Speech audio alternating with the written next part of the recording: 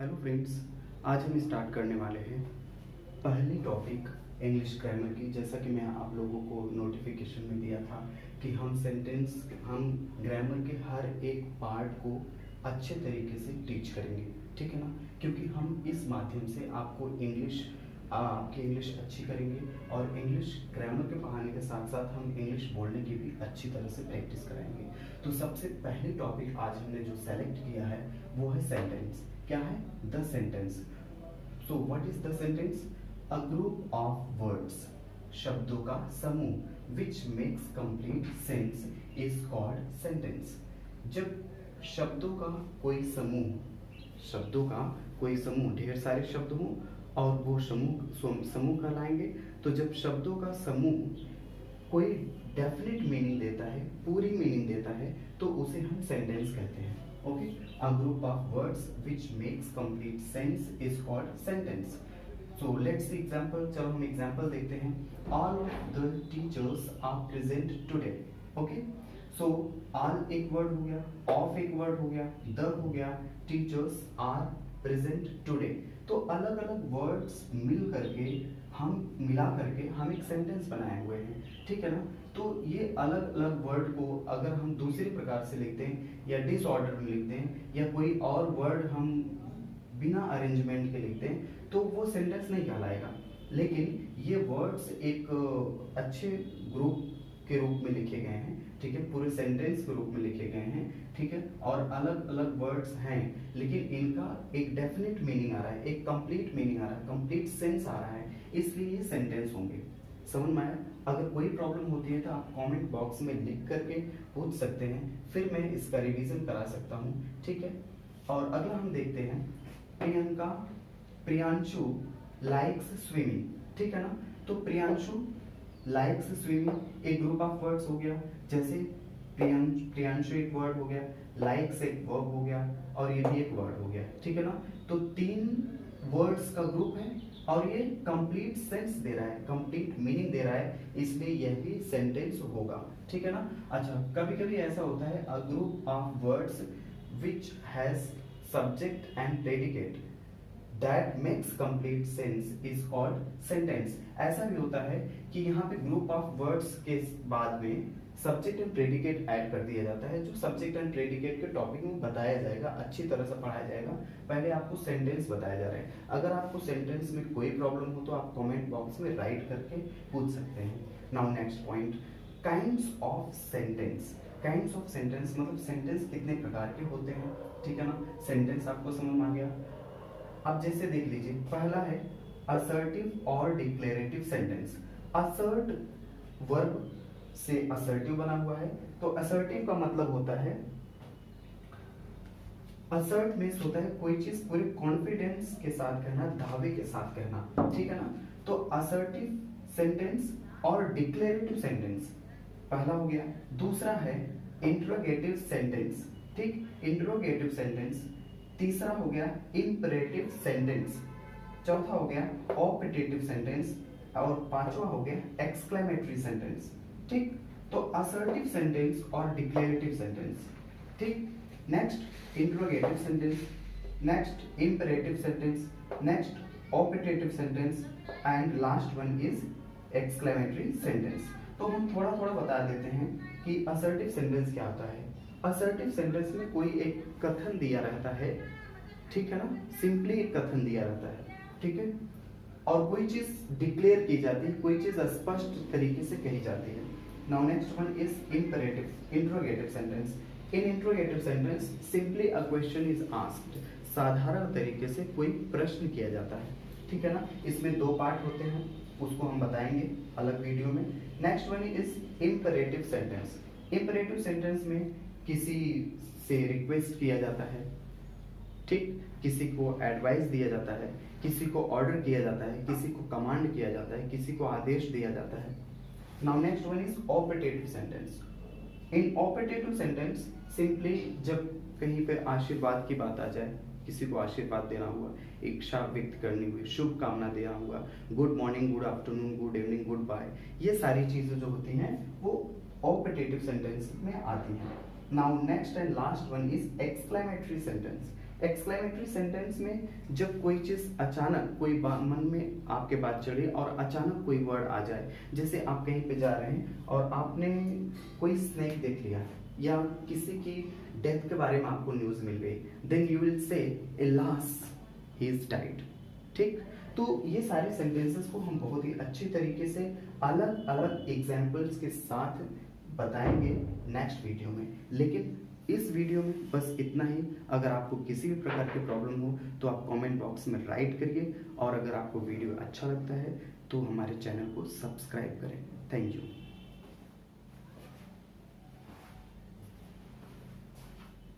Hello friends, welcome to my YouTube channel All for English Aspirants. Dear friends, I have taught sentence and kinds of sentence. I have also taught you the definition of sentence. हमने आपको sentence क्या होता है और उसकी definition क्या होती है, sentence के kinds क्या होते हैं, वो आपको हमने पिछले वीडियो में बता दिया है। तो अब इस वीडियो में हम आपको बताने जा रहे हैं एक एक करके सेंटेंसेस और उनकी डेफिनेशन।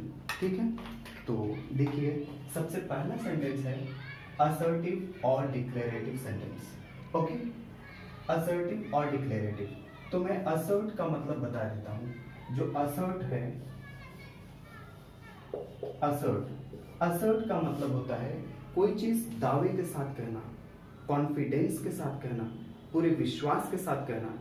जब कोई बात आप पूरे कॉन्फिडेंस के साथ कहते हो, कोई कथन आप किसी के सामने रखते हो, तो उसी को हम असर्टिव और डिक्लेरेटिव सेंटेंस कहते हैं।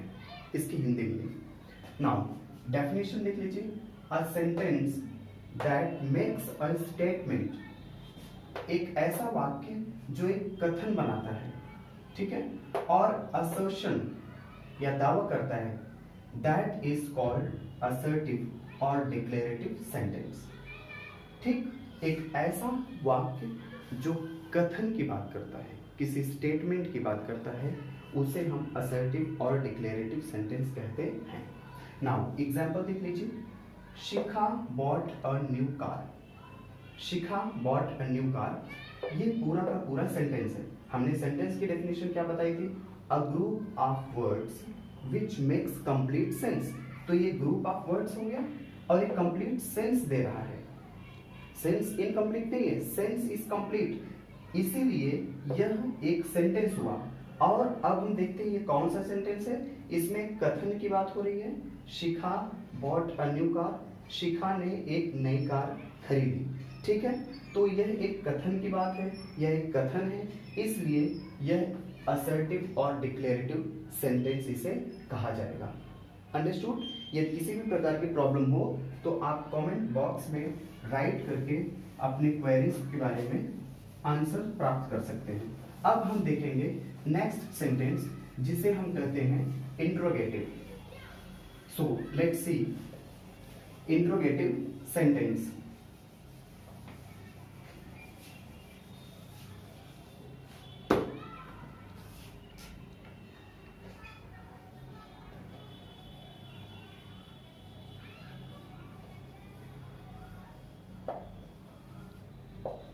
Interrogative sentence. इंट्रोगेटिव सेंटेंसेस में क्या होता है? इसमें सिंपली क्वेश्चन किया जाता है। क्या किया जाता है? Question. Interrogative sentence, interrogative sentence जहां भी आ जाएगा तो इसमें सिंपली क्वेश्चन किया जाएगा, किसी भी प्रकार का क्वेश्चन। और क्वेश्चन दो प्रकार के किए जाते हैं। मैं आपको अभी बता दे रहा हूं कि जब किसी क्वेश्चन का उत्तर यस या नो में दिया जा सकता है, यस या नो में दिया जा सके, तो उसे हम फर्स्ट इंट्रोगेटिव सेंटेंस कहते हैं। जैसे क्या आप मुझे जानते हैं? यदि आप मुझे जानते हैं तो आपका उत्तर होगा यस, अगर आप मुझे नहीं जानते हैं तो आपका उत्तर होगा नो। ठीक, तो ये फर्स्ट इंट्रोगेटिव हो गया। दूसरी पहचान, फर्स्ट इंट्रोगेटिव के स्टार्टिंग में ही, अगर हिंदी में देखें तो स्टार्टिंग में ही सबसे पहले क्या आता है? कौन सा शब्द आता है? क्या। ठीक, और सारे इंट्रोगेटिव, फर्स्ट इंट्रोगेटिव और सेकंड इंट्रोगेटिव, दोनों इंट्रोगेटिव में क्वेश्चन मार्क लास्ट में रहना नेसेसरी है, कंपलसरी है। ठीक, अब हम देखते हैं second interrogative. Second interrogative sentences के आंसर ना तो यस में दिए जा सकते हैं, ना तो नो में दिए जा सकते हैं। इसका आंसर कुछ और हो सकता है। जैसे मैं आपसे पूछ रहा हूं कि व्हाट इज योर नेम, आपका नाम क्या है। अगर आपका नाम है Prabhakar, then your answer is Prabhakar. यदि आपका नाम है यदि आपका नाम है प्रभाकर, तो आपका आंसर क्या होगा, प्रभाकर होगा। तो इसका उत्तर ना तो यस हुआ ना तो नो हुआ, इसका उत्तर क्या हुआ, प्रभाकर हुआ। The answer of this question is neither yes nor no. समझ में आया? तो अब हम इसको डिटेल में बता देते हैं कि इंट्रोगेटिव सेंटेंस।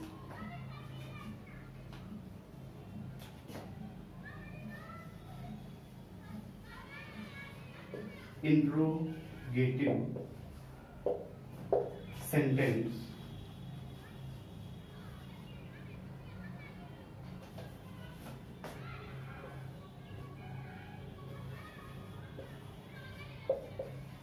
denotes question। ठीक, यदि आप इसको ऐसे भी कह सकते हैं, the sentence which denotes question, the sentence in which question is asked, that is interrogative sentence. वह सेंटेंस जिसमें प्रश्न पूछा जाए उसे हम इंट्रोगेटिव सेंटेंस कहते हैं। बात समझ में आई? अब हम एग्जांपल देख लेते हैं।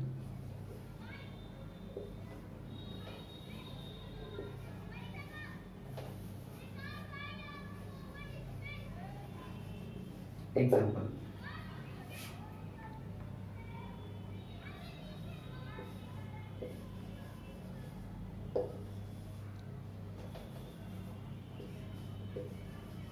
Is she Priya? This is first interrogative sentence.